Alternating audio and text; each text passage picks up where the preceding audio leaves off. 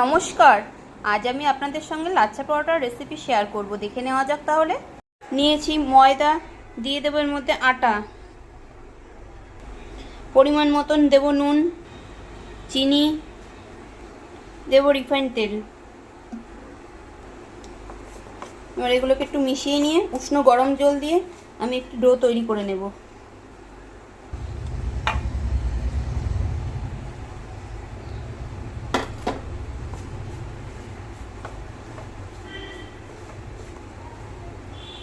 Do তৈরি করে নিয়েছি। এবার 10 মিনিট পর এটাকে লেচি কেটে নেব। এর থেকে বেশ একটু বড় করে একটি লেচি কেটে নিয়েছি, কিছুটা আটা ছড়িয়ে দিলাম, দিয়ে এবার আমি একটা বেলে নেব গোল করে।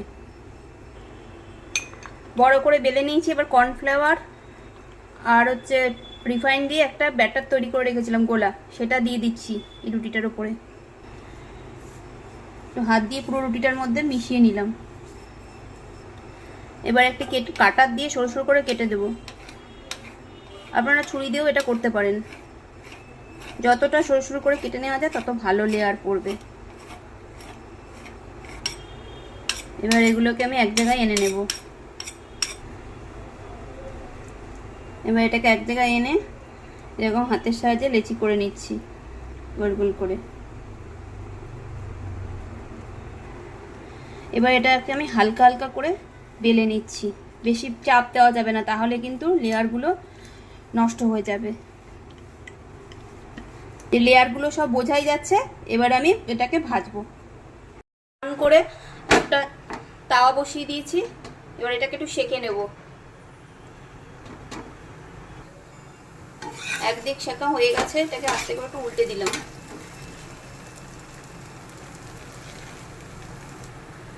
এবার দিয়ে দিলাম বেশ অল্প রিফাইন্ড তেল।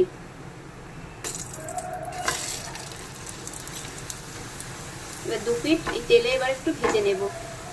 আমি কিন্তু এখানে খুব বেশি একটা তেল ইউজও করিনি, অল্প তেলে এটাকে ভেজে নেব।